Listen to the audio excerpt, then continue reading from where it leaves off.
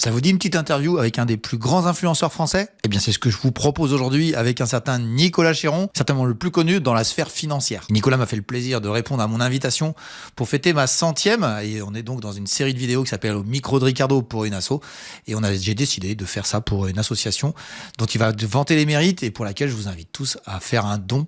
Elle s'appelle Solidads et j'espère que vous y penserez tous le moment venu. Alors le contenu, ça va être très simple, ça va être que de la bourse, ça va être des actions, ça va être des actifs, beaucoup d'éducation comme Nicolas sait très bien le faire. Et puis des discussions, on parlera un petit peu de off, on parlera de nos femmes. Et vous verrez que c'est très intéressant de voir que parfois, on n'arrive pas toujours à obtenir ce que l'on pense qu'il est le meilleur pour elle. Et puis vous verrez aussi je fais un petit peu une parenthèse sur qui est Nicolas à côté des micros. Allez, surtout pensez à l'association et puis on se retrouve juste après cette interview pour conclure avec un petit sujet que j'ai à vous dire. Allez, l'intégrale, et c'est maintenant. Salut Nicolas, bonjour Nicolas. Hello. Ah, ça me fait plaisir de t'avoir sur ma chaîne. Je suis vraiment très heureux. Je te remercie vraiment pour avoir accepté mon invitation et puis pour l'association Solidads. Et voilà, on va commencer, on va faire une petite interview. Et si tu veux bien, je vais commencer par te demander t'es qui? D'où tu viens? Est-ce que je peux dire que je suis un jeune analyste? Ça fait combien d'années que tu fais ça? 2008. Mon premier CDI, c'était 2008. Ouais. Les stages en bourse, c'était à partir de 2005-2006. Donc, ça fait 20 ans que je suis passionné de bourse. Ma première action, je l'ai achetée quand mon oncle a introduit une petite société en bourse. Ça devait être autour de l'an 2000. D'accord. Donc, il y a 25 ans. Donc, c'est ton oncle qui t'a mis la piqûre? Alors, c'est lui qui a piqué ma curiosité, puisque à ce moment-là, oui, j'ai mis mes premiers 500 € en bourse. Puis j'ai pris mon premier gadin. Après, j'avais un peu de sous de côté pour payer mon école. Mon banquier m'a dit « Ah, la bourse est porteuse, vous devriez mettre un petit peu en bourse. » Donc, j'ai mis une partie de mes économies en bourse et je me suis pris la crise de 2000 à 2003, là, la fameuse crise de la bulle techno. Nasdaq 100 a fait moins 83% entre le plus haut et le plus bas.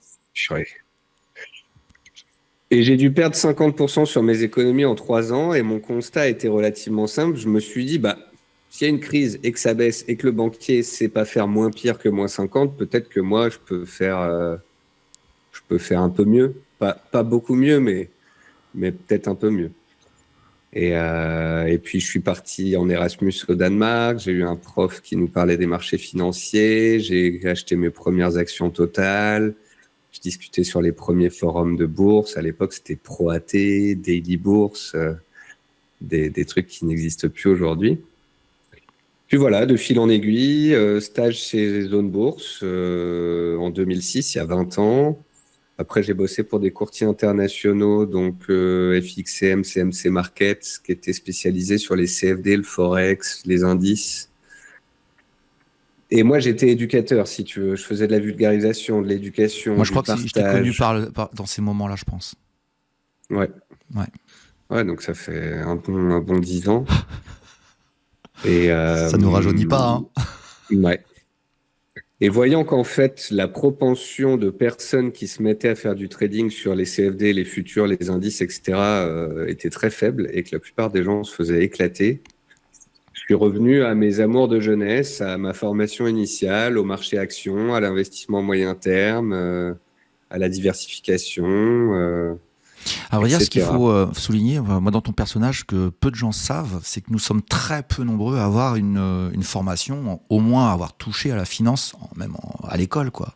Et peu de gens savent que peut-être toi, je sais pas si tu en communiques, mais peu de gens savent qu'il y a très peu de gens influenceurs qui ont une connaissance financière de base, quoi. C'est vrai que ces dernières années, dans la création de contenu, tu as un peu tout et n'importe quoi. La bonne nouvelle, c'est qu'il y a une appétence de la part de la population pour se mettre à l'éducation financière et se former, donc ça, c'est génial. Et après, je dirais que le système s'auto-nettoie un petit peu, c'est-à-dire que les gens ont compris que ceux qui étaient à Dubaï avec des Ferrari, c'était un peu du bullshit. Et ils essayent de faire la part des choses. Il y a aussi les agréments qui sont sortis,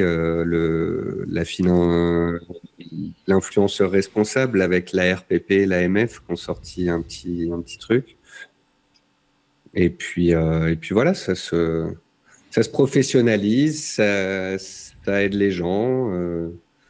Faut les aider à faire le tri, mais je pense aussi que les gens ont cette capacité dans le temps à trier le bon grain de livret et à trouver chaussures à leurs pieds, parce que c'est aussi une question de tempérament dans les créateurs de contenu, les analystes, les traders.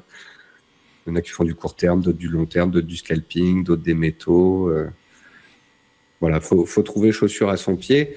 Et puis, trouver chaussures à son pied, oui et non, parce qu'en fait, les créateurs comme toi et moi, on est là pour leur donner quelques infos et des pistes, mais on n'est pas là pour être suivi aveuglément. On est là pour aider les gens à se former dans le temps et à devenir autonomes, en fait. C'est un long combat hein, qu'on mène, hein, c'est vrai, de toujours dire, mais prenez le temps, ne vous jetez pas comme des morts de faim. C'est dans les services payants comme dans le service un peu plus public, c'est pareil. Je le vis aussi. Hein. Je vois des gens qui sont très dans l'attente de la martingale absolue. Et puis, c'est clair. On fait alors de l'éducatif. On se forme toute sa vie. Hein. Il y a des erreurs qu'on fait de moins en moins. Il y a des setups qu'on fait de plus en plus. Et on se bonifie avec le temps, heureusement. Moi, depuis 1 an ou 2, tu vois, je suis de plus en plus en train de bien comprendre. Alors, c'est moins compliqué pour moi qui vient de la croissance, mais je comprends de mieux en mieux le monde de la value, qui était un monde que j'aimais pas, etc. Et je commence à mieux le comprendre, comme quoi. Et j'évolue encore. Et on évoluera jusqu'à notre dernier jour. Ce qui est important, c'est de garder sa curiosité, en fait. À partir du moment où le mec a 25 ans, ou 40 ans, ou 70 ans, est convaincu que ce qu'il sait et pense, c'est la vérité vraie, et que tout le reste, c'est... Voilà. Il perd la petite étoile dans l'œil de l'investisseur. Faut rester curieux, faut rester ouvert, faut travailler sur soi-même. C'est l'école de l'humilité, hein, la bourse. Tu te plantes en permanence, ton ego s'en prend plein la tronche et t'apprends à te détendre. On essaye en tout cas. Accepter la perte et les défauts. On essaye. On a un petit sujet commun à tous les intervenants sur cette centième hebdo, vraiment un moment exceptionnel pour moi en tout cas, d'avoir invité tous ces gens aussi connus, et peut-être toi le plus connu de tous hein, dans le monde. Hein. Mais petit programme, j'avais envie de vous demander à chacun une action, un actif, une actu géo-macro. Et Nicolas, tu as préparé quelques petites choses. Je vais te laisser la parole et puis nous expliquer un petit peu ce que tu envisages de nous présenter. Alors, c'est très compliqué déjà ton challenge. C'est un peu comme les prévisions d'analystes à Wall Street. Je rappelle qu'en début d'année, Bloomberg pose la question aux 20 plus grands analystes de la planète sur leurs objectifs dans l'année sur les indices, et que 80% du temps, ils se plantent. Donc voilà, je vais me prêter au jeu. Avec toute la mesure qu'il faut avoir. Ce qui compte, je dirais, c'est pas que j'ai raison ou tort, c'est plutôt qu'il y ait une réflexion logique derrière. C'est ça que moi j'adore dans la bourse en fait. Comment on part d'une idée, d'une possibilité à une réflexion, au fait de monter un trade, une stratégie, un investissement. Est-ce que tu vois bien mon écran? Très bien, je vois que ça ressemble à du pétrole tout ça. Ça ressemble à du pétrole, donc c'est le contrat futur sur le pétrole WTI. Donc le raisonnement logique, c'est quoi? Le raisonnement logique, c'est que depuis 2022, donc 2022, 23, 24, 25, on est sur 4 années de baisse progressive des cours du pétrole, avec un pétrole qui passe de 120 à 55 $. Alors, je sais, à la pompe, vous n'avez pas vu le prix divisé par 2, donc ça peut vous paraître bizarre, mais oui, le pétrole en 4 ans a été divisé par 2. Bon, après, il y avait un spike assez court, hein, donc on n'a peut-être pas eu le temps de voir ça sur la pompe. C'était la guerre en Ukraine. Ouais, ici, tout à fait. Mais donc, globalement, une baisse progressive. Et en 2025, on teste les $55, on y réagit une première fois, une deuxième fois, on les approche fin 2025 une troisième fois, on les touche pendant les vacances de Noël, on prend appui dessus début janvier. Et là, je me dis, bon, est-ce qu'on n'aurait pas la création d'une zone de support? Une précision, Oui. Nicolas. On est sur du pétrole. T'es sur quoi? T'es sur le WTI. Ouais, en dollars, émis en dollars. Ouais. Ouais, ok. Je précise que WTI depuis 2 ans, en dollars. depuis 3 ans, le dollar baisse de 20% par rapport à l'euro, en plus. Ouais. Ouais, ça c'est assez dingue. Vas-y. Et donc on a un support graphique dans une tendance baissière. Un support graphique ne suffit pas vraiment. Il en faut un petit peu plus si tu veux pour avoir envie d'acheter un actif. Et ce qui m'intéresse ici, on va dire que c'est les tensions en fait géopolitiques de court terme entre possiblement l'Iran et les États-Unis. D'accord. Trump a mis un pied au Venezuela et voudrait que les majors pétrolières mettent la main sur le pétrole vénézuélien. Mais en fait, même dans la meilleure des situations, ça va mettre des années avant qu'elle puisse y aller, qu'elle puisse faire des travaux et qu'elle relance la production au niveau qui était le sien. On était à 3-4 millions de barils jour. Maintenant, on est à 1 million de barils jour. Donc, même si le Venezuela a d'énormes réserves, alors, il faut faire attention, on dit que le Venezuela a la plus grosse réserve du monde, 300 milliards de barils, sauf qu'elle a été établie du temps des présidents d'il y a 20 ans, un peu au doigt levé, tu vois, au doigt mouillé. Donc, on va dire qu'ils ont pas mal de pétrole, que pour l'instant, les États-Unis vont pas en extraire plus, et qu'à court terme, ils pourraient taper sur l'Iran. Et taper sur l'Iran, ça veut dire quoi? Ça veut dire qu'un matin, on peut se réveiller avec un pétrole à plus 5, plus 7, plus 10, quoi. D'accord. Notamment si ça embrase un peu la zone. Et ça t'emmène à me proposer une action dans le domaine, j'imagine. C'est ça. Donc, tu vois, c'est ce que je te disais tout à l'heure. On trouve un actif, on trouve une zone de prix, on voit si l'actualité et ou la macro ou la géopo peut matcher avec un scénario. Et on se dit, bon, alors le pétrole, c'est pas mal. Donc, moi, je suis acheteur de pétrole. Actuellement, je détiens un petit peu de pétrole que j'ai acheté à $60. Et ensuite, il y a le fait de se dire aussi, tiens, et si le pétrole montait pas fortement, mais si le pétrole passait une année à plat? Ouais. Est-ce que ça pourrait suffire à certaines boîtes du secteur à faire des belles performances? Parce que en bourse, en fait, il n'y a pas besoin que le CAC 40 monte pour que les meilleures boîtes du CAC ou de la cote montent. Il suffit que le CAC soit stable pour que les meilleurs élèves continuent de grimper parce que tous les trimestres, leurs résultats sont de plus en plus grands. Le CAC 40 qui est stable, c'est des baisses d'actions et des hausses d'actions. Donc si tu arrives à sélectionner les bonnes actions, bah, tu vas avoir un portefeuille qui monte. Donc moi, j'ai commencé à screener les parapétrolières et les boîtes dans tout ce qui était analyse des sols, etc. Il y a Valorec qui est ressorti, qui était mignonne, et il y avait Viridienne. Alors Viridienne, c'est l'ancienne CGG Veritas. Donc c'est une action qui a défoncé les particuliers. Oui, il y a une histoire. Au Valorec, c'est pas mieux. Hein. À 2025, c'est pas mieux. Les gens, il faudrait que vous sachiez une chose, c'est quand on voit Valorec aujourd'hui, il faut savoir que ça a été au CAC 40. C'est dingue. C'est un truc de fou quand tu y repenses. Hein. Viridienne 30-50 cotations en bourse. Ouais. Et CGG, moi, quand j'ai commencé la bourse, 2004, 5, 6, c'était la folie. En fait, c'est un des premiers fournisseurs mondiaux de services dans la géophysique. Donc, il bosse pour les compagnies pétrolières et gazières. Donc, il est en amont du processus puisqu'il est dans la recherche.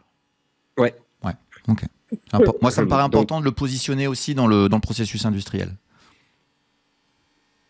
Après, je me dis, bon, pourquoi elle me plaît? Parce que quand j'ai screené un peu les valeurs, j'ai vu que sur les 3-4 derniers mois, alors que le pétrole ne faisait que de se stabiliser, elle avait doublé. Donc, je me suis dit, tiens, il y a un truc à jouer. Ensuite, j'ai fait quoi? J'ai dézoomé.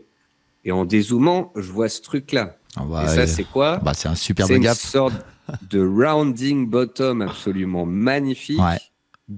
Doublé en bonus, si je puis dire, d'une zone de gap béante laissée ouverte entre 150 et 200. Et on sait qu'en analyse graphique, lorsqu'un titre qui était baissier repart à la hausse et qu'il a un gros gap au-dessus de la tête, il attire les cours un peu comme un aimant.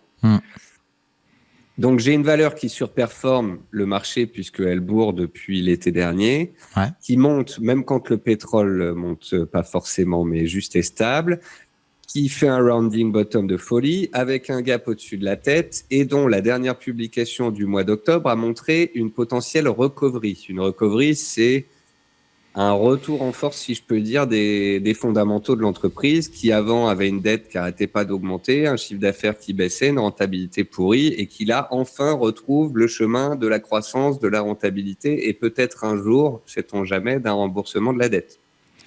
Est-ce que c'est la même chose, alors je parle pour les petits nouveaux, hein, est-ce que c'est la même chose que le Phoenix ?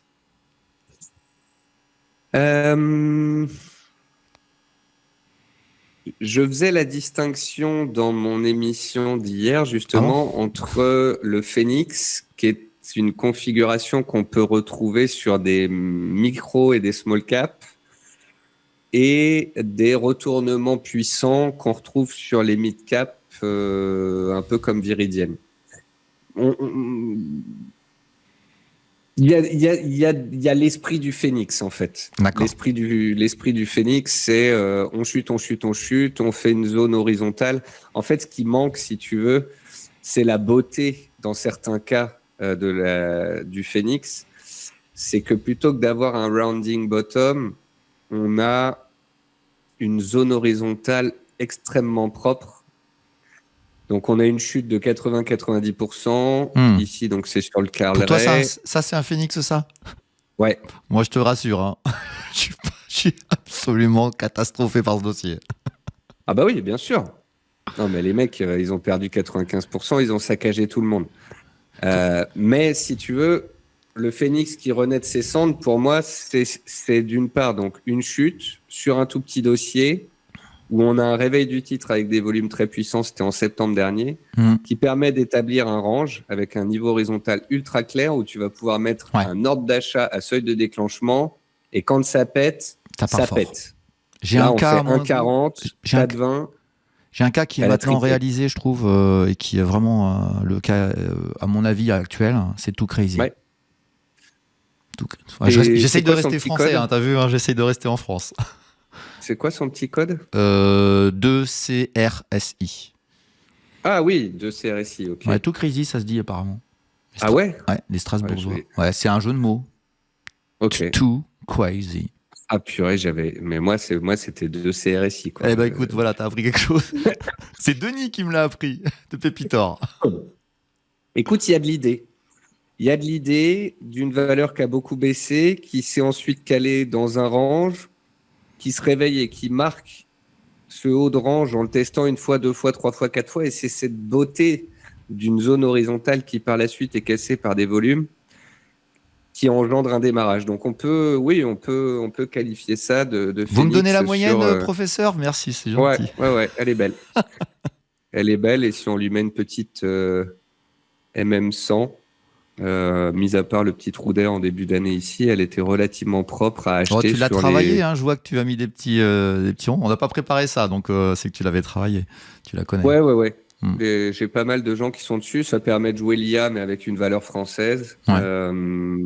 Elle est belle, elle est dynamique, elle est en train de following. Parfois violente, mais les trous d'air sont. Je l'avais mis dans mes pépites il y a 5-6 ans. Et une mauvaise news, un mauvais choix, et je l'avais jeté à la poubelle. J'ai fait une grave erreur parce que quand elle était tout en bas, j'y ai pas cru. Et mal m'en a pris. Mais bon, c'est vrai que dans cette latéralisation que tu as montré, là, j'ai commencé à vraiment m'intéresser au dossier, à me dire, et à creuser, à me dire, c'est rare qu'un staff qui fait une erreur n'en fait pas d'autres. Et là, non, c'était une erreur. Ok. Et belle remontée, belle perspective. C'est pas très cher, voilà. Et elle est revenue dans les pépites. Il y a peu de temps, j'ai fait une émission dessus, il y a très peu de temps, spécialement sur celle-ci. Elle va publier et on verra bien, mais... Il peut y avoir un trou d'air, parce que la dernière publication, c'est le gap que tu vois là, tout près de ton... Ici, là. Voilà, ouais. Bah, pour moi, ça s'achète sur repli, en fait, ce dossier, tu vois. Fait. Et donc un trou d'air post-publication ne serait qu'un nouveau moyen de pouvoir rentrer dessus dans une optique de long terme. d'aller combler ce petit gap ici à 12 euros. Donc Véridien, Véridien ou Véridien, ouais, tu considères qu'il faut surveiller ce niveau-là techniquement? Tu penses quoi là? Tu nous fais un petit plan de trading Viridienne, j'en ai parlé en début d'année en fait quand elle a cassé les 100. Ouais. J'ai dit que c'était une de mes valeurs favorites cette année. Elle a déjà pris 25% depuis. Et là, on est pile poil sur résistance en fait. On est pile poil sur le niveau de résistance qui, s'il est dépassé, la catapulte. D'accord. Donc, avec un rebouchage de gap comme objectif? Ouais. D'accord. Donc, 180-200 en objectif maximum, ça fait un potentiel de 50 à 60% dans le meilleur des mondes. Ceci n'est pas un conseil en investissement, c'est un objectif théorique donné par l'analyse technique. Le comblement de gap donnerait 195 euros. D'accord. Ok. Pour regarder d'ailleurs quand est-ce que sera la prochaine publication pour ne pas faire de bêtises. Je crois que c'est au mois de février. Alors on diffusera ça courant février, cette vidéo, donc ce sera peut-être avant, ce sera peut-être après, vous surveillerez les dates, vous irez dans les agendas et vérifier sur cette valeur quand est-ce qu'est la publication. Yes. Un actif? Écoute, si je dis d'acheter du Nasdaq et qui perd 10% cette année, après 3 années à plus 25, je vais me faire taper sur les doigts. Si je dis d'acheter du CAC, on va me dire que la France, c'est nul parce que le pays est en faillite, alors que la France, le CAC, c'est les 40 plus grosses entreprises qui font à peu près 75% de leur chiffre d'affaires mondialement, donc c'est loin de Alors je crois que c'est l'économie plus que ça, française. Nicolas. Je crois que le chiffre, c'est 83%. J'avais 73 en tête. Ouais, alors ça a bougé aussi parce que Eiffage étant rentré dedans, ça a peut-être bougé de nouveau. Mais je crois que c'est 83. Modo, mais en gros, le chiffre d'affaires, il n'est pas fait en France. Minimum. Ouais. Que des boîtes mondiales. On a des géants mondiaux, Schneider, Air Liquide, Total, etc. Les gens qui disent non, j'investis pas sur le CAC et la France, c'est nul. En fait, il n'y a aucun rapport entre l'économie française et la bourse française, quoi. Oui. L'or et l'argent, ça fait 10 ans que je dis qu'il faut en acheter. L'or vient de faire 2 fois et demi, l'argent fois 4, donc au cours actuel, ça ira, merci. T'es dans l'idée d'encaisser, toi, que ce soit l'or, enfin ces choses-là qui montent très fort là. Ouais. Alors que j'achetais de l'or et de l'argent en DCA depuis des années, je l'ai arrêté pour la première fois. Ouais, ok. Et donc c'est pas un DCA j'avais finalement. Du platine, je suis sorti. Non, bah écoute. C'est un cas rare et intéressant.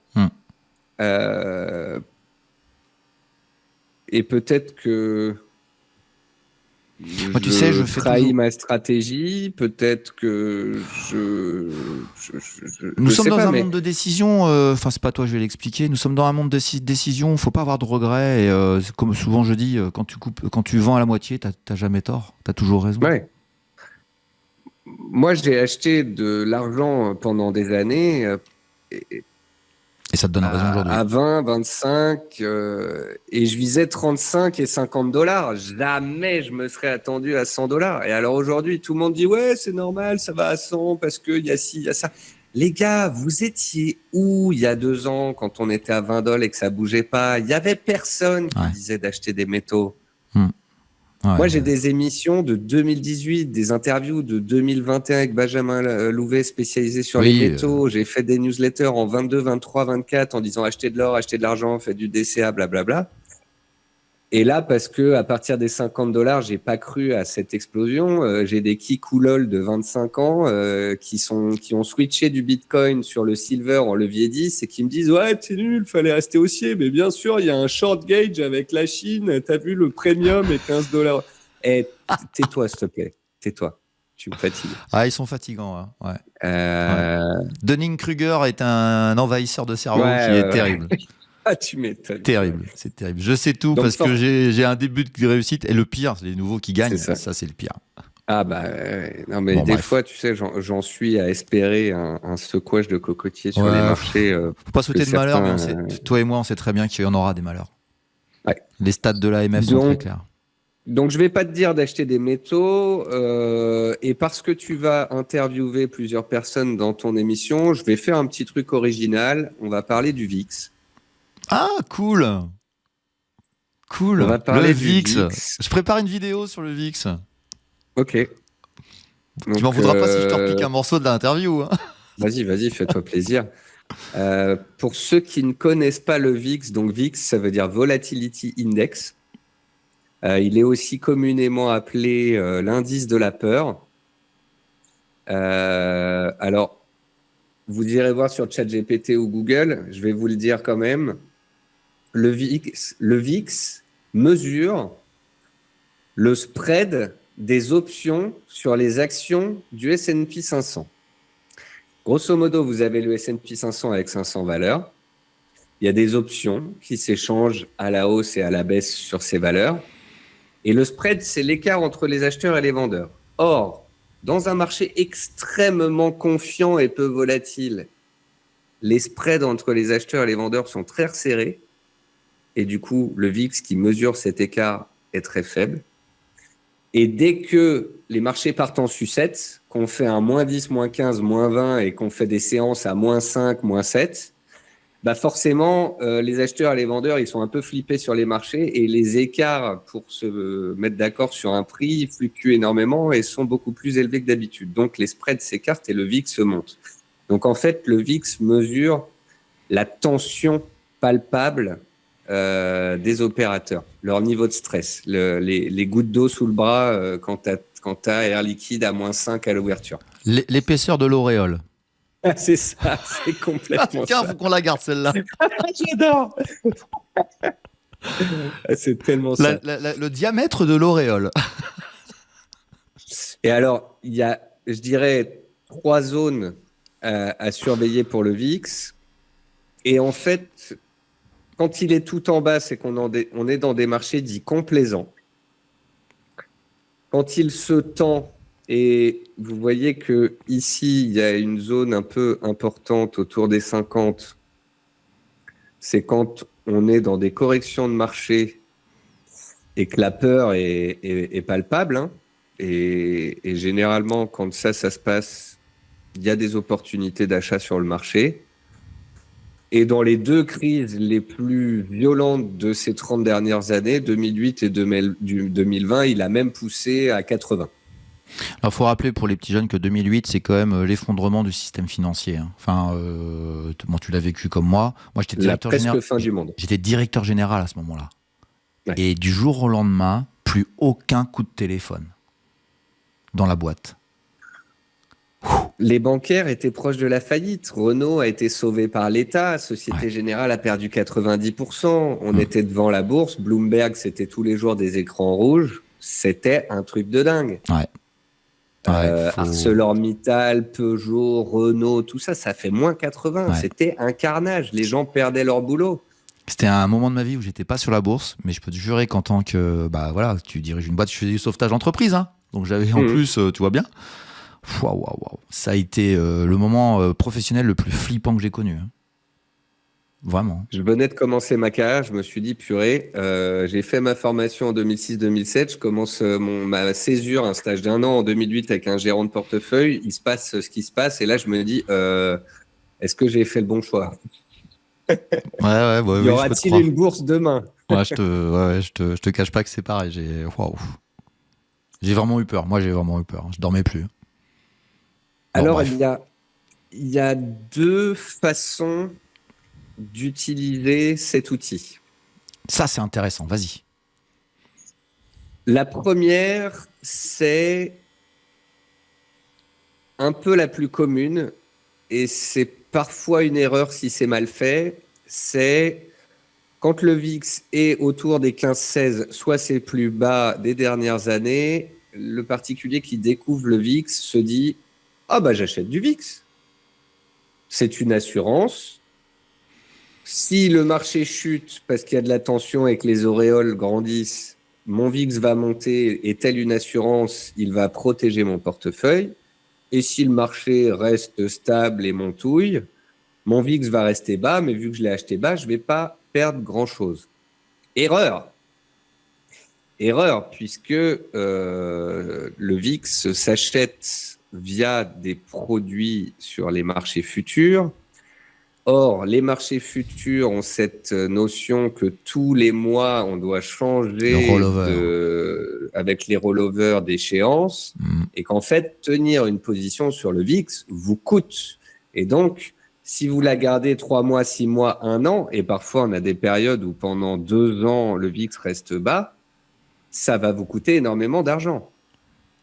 Donc, acheter du VIX, c'est pas toujours une bonne idée. Si on le fait, c'est des petits montants. Si on le fait, c'est quand le marché commence à titiller à la hausse sur le VIX et qu'il y a de la tension.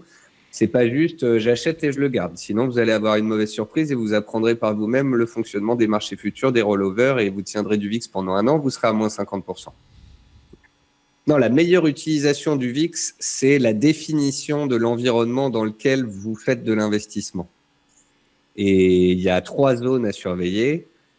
La première, c'est quand le VIX est autour de 15. On est dans un environnement complaisant. Donc, on a des marchés qui sont sur pilote automatique. Et le pilote automatique, c'est quoi depuis 150 ans? C'est la hausse de la bourse, progressive et lente, qui suit la hausse des bénéfices des entreprises, tout simplement. Et quand on a un VIX bas, on a un marché complaisant. Donc, on peut faire du trend following, du stock picking, du DCA. Tout va bien dans le meilleur des mondes. On a un environnement qui est plaisant. Le deuxième type d'environnement, c'est une correction de marché appuyée. Donc, vous pouvez voir qu'il n'y en a pas eu 10 000 sur les 30 dernières années. Il y en a eu 1, 2, 3, 4, 5, 6, 7, 8, 9, 10.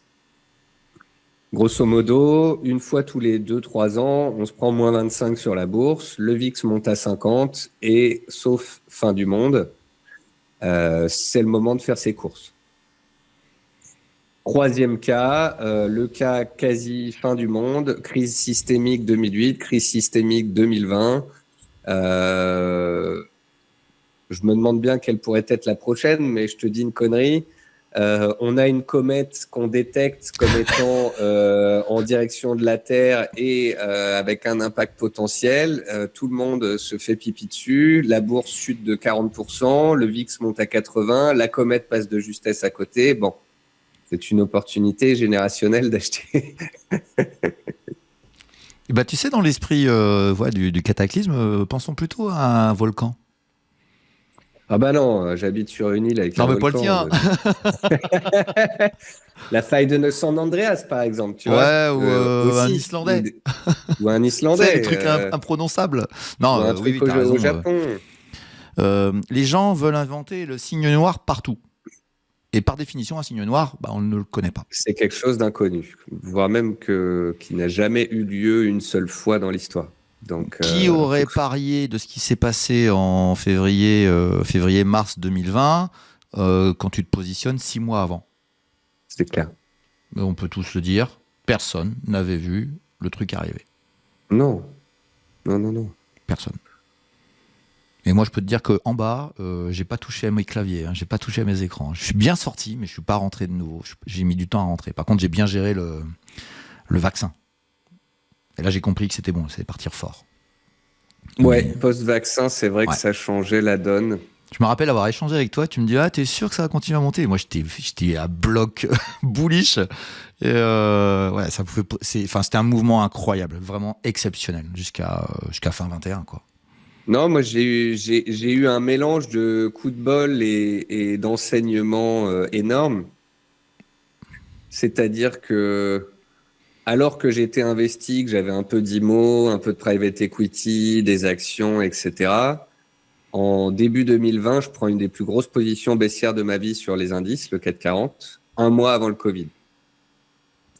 Et le Covid se déclare, ma femme est médecin, je la regarde et je lui dis on va vers une pandémie parce que c'était arrivé en Italie. Et elle me dit mais Nico, une pandémie c'est mondial. Et je lui dis chaton, ça va être mondial et ça va être énorme. Et là j'ai ma position vendeuse qui commence à gagner une somme à 6 chiffres, chose qui m'était jamais arrivée de ma vie, sur un seul trait dans l'espace d'un mois.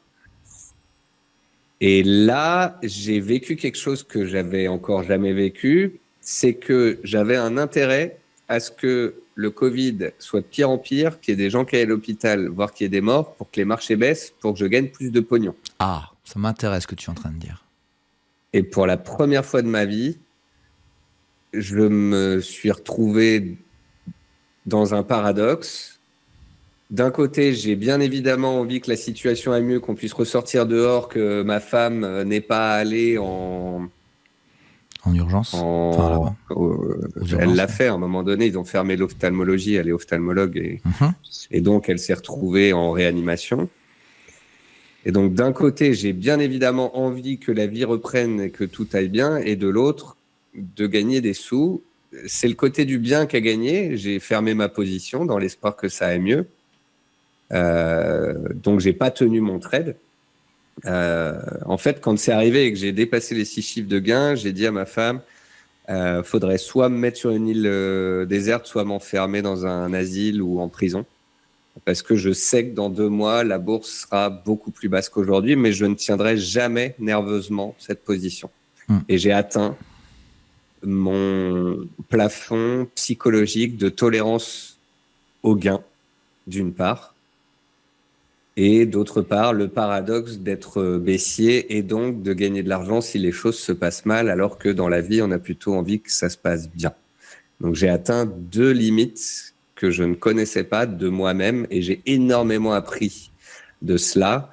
Et c'est post-Covid que je me suis dit que, étant donné que la probabilité que les marchés montent était quand même beaucoup plus élevée que les marchés baissent, que valait mieux faire du long terme, travailler, mettre de l'argent de côté et acheter des actions, de l'or, de l'argent, de la crypto, des boîtes, des voitures, des machins, et de faire ça pendant 30 ans et de se constituer un patrimoine plutôt que de jouer sur la fin du monde.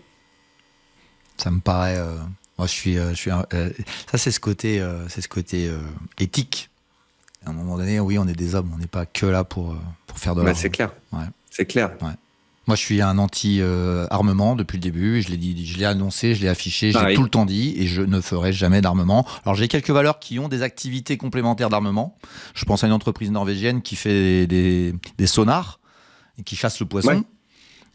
Et quand ils savent chasser des poissons, ils savent chasser les sous-marins, et donc ils ont une activité. Et à vrai dire, voilà. Mais sinon, globalement, le Thales, le Leonardo, le Kongsberg, j'irai jamais. Non. Merci d'avoir fait afficher Thales. Moi, j'espère qu'une chose, là, tu vois, c'est l'effondrement. Alors, pour la petite histoire, Thales, dans l'espoir justement que la situation s'améliore en Ukraine, et parce que j'aime pas cette thématique et que je l'achète pas du tout, quand Thales est monté à 260 en mars 2025 suite au plan européen, aux révisions des objectifs, etc., je l'ai shorté. Puis elle a chuté, puis elle est remontée, je suis sorti. Puis je l'ai reshorté, elle est remontée, je suis sorti. Puis j'ai reshorté, puis elle est remontée. Et je me suis fatigué et j'ai arrêté. Par contre, je pense que je devrais repasser short sur Thales d'ici peu. Grosso modo, je te fais un plan sur la comète.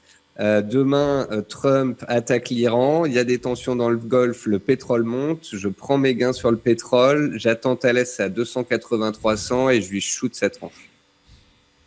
Et ensuite, je joue la paix en Ukraine.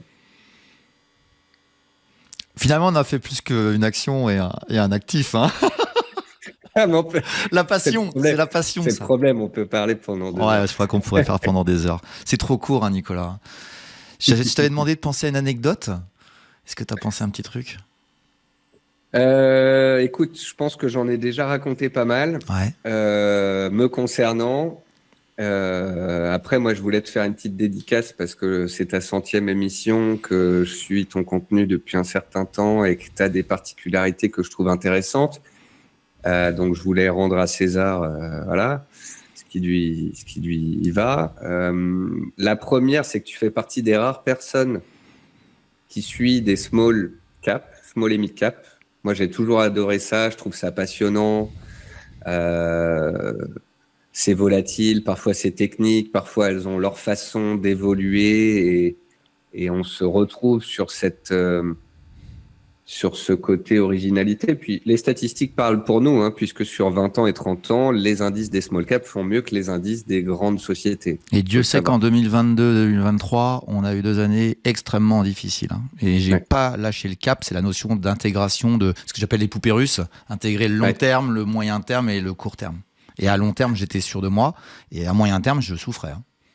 Mais les smalls ont souffert beaucoup sur le marché français 2023-24 encore, avec des flux sortants. Et 2025, le CAC Small Cap gagne 50% et défonce tout le monde. Oui, et sache que c'est un mouvement qui était européanisé. Alors moi qui fais que de l'Europe, Ouais. j'étais en souffrance. Attends, parce que c'était ma deuxième anecdote à ton sujet.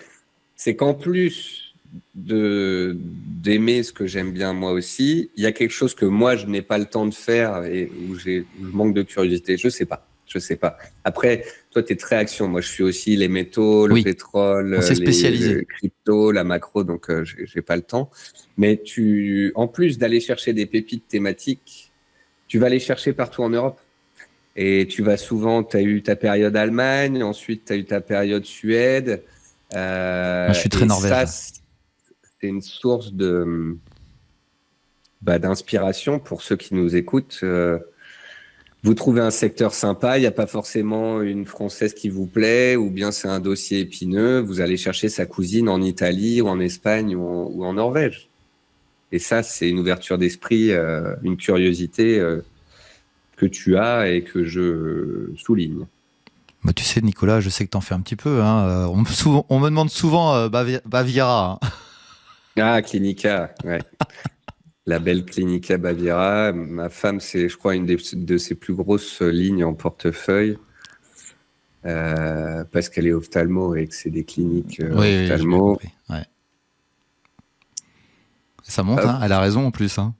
Là, elle est au plus haut historique. Ça nous calme quand même. Magnifique. Elle a commencé à en acheter à 22, elle est à plus 150%. Et je lui dis, mais le DCA, c'est pas fait pour être fait sur action. Elle me dit, mais regarde, je fais du DCA sur action et j'explose le S&P 500. Qu'est-ce que tu me... Ouais, je lui souhaite plein de bonnes choses. Qu'est-ce que tu veux qu'on fasse faut qu'elle se bouffe un moins 30 pour apprendre. Mais bon, d'ici là, qu'elle profite. Oui. C'est pas mal parce que tu vois, elle est médecin, elle fait pas de bourse, elle comprend le DCA, elle en fait un, puis elle se dit, tiens, je vais creuser un peu mon secteur et essayer de trouver des boîtes où je peux les comprendre. Et je crois qu'on avait échangé une fois, on s'était appelé, je t'avais dit, mais tu sais très bien qu'on ne travaille jamais le secteur de son métier d'origine, quoi. Ouais. Et elle le fait. Bah ouais, mais en fait, elle le fait et elle le fait bien et c'est les plus gros gains de son portefeuille. Donc si demain, moi, je lui dis non, on le fait pas et qu'au final, elle regarde les actions monter, elle va m'en vouloir. Souhaitant la paix des ménages, moi, je la laisse faire. Allez, tiens, je fais une anecdote. Ma femme fait des américaines. Je ne fais aucune américaine. Je lui laisse le marché. Mais regarde, ça monte. Je suis terrorisé. Ouais, j'adore. C'est comme ça. Bien, merci pour ta petite anecdote, enfin en tout cas ton petit soulignement. Moi, je voudrais juste dire une chose avant de nous quitter. Je voudrais le dire devant toi. Tu peux arrêter le partage d'écran si tu veux, Nicolas. C'est que nous, les influenceurs, enfin, je sais pas si on doit se considérer comme influenceur. Moi, je me considère pas tout à fait comme ça, mais vous savez, on a la façade, on fait des choses, on écrit des choses, on a des positions, on n'est pas d'accord d'ailleurs. Il y a des choses où je suis pas d'accord avec toi, hein, et on est complètement d'accord. Mais il y a une chose que je voudrais vous dire, c'est que Nicolas, c'est une personne que je connais par ailleurs. Alors on se connaît pas énormément, mais on a le plaisir d'échanger quand on a le temps. On n'a pas beaucoup de temps à nous. Et sachez que Nicolas, c'est quelqu'un qui humainement derrière la caméra, enfin une fois que c'est coupé, c'est un garçon qui est pas du tout ce qu'on pourrait croire, l'image que les gens pourraient vous faire croire de qui il est. Et moi, j'ai eu la chance, enfin c'était un moment très très difficile pour moi et où j'ai eu la chance d'avoir, vous savez, c'est dans les moments difficiles qu'on reconnaît ses amis.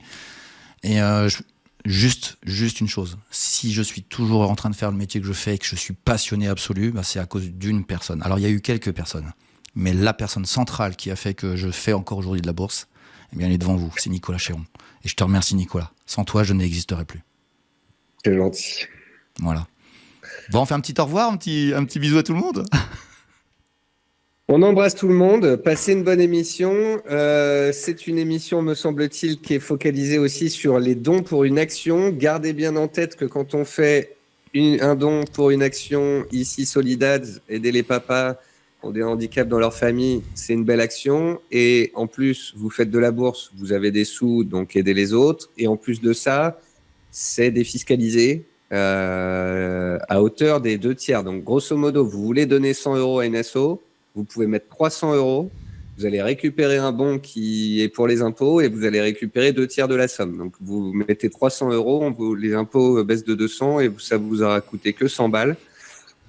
Donc, si on peut faire en sorte qu'il y ait quelques centaines de personnes qui regardent cette émission et qui mettent 300 balles, on aura fait notre belle action du moment. Je vous y invite en tous les cas, donnant régulièrement moi-même à des actions de ce type.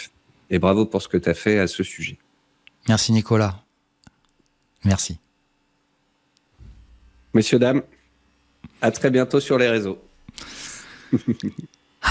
Ah, c'était cool, Nico. C'était long, mais c'est pas grave. Ouais, finalement, c'était pas si long que ça. Hein. C'était pas si long, c'est passé à une vitesse de folie. Eh bien, qu'est-ce qui va se passer ? Hop, ici, vous avez une playlist ici qui s'appelle Au micro de Ricardo pour une asso. Et vous avez toutes les interviews qui sont à votre disposition. Il y en a d'autres. Et n'hésitez surtout pas à reprendre dès le début, puisque il y a aussi la 100e, une vidéo un peu déjantée. Allez, je vous souhaite tous un bon week-end et je vous dis à bientôt pour une nouvelle vidéo. Ciao.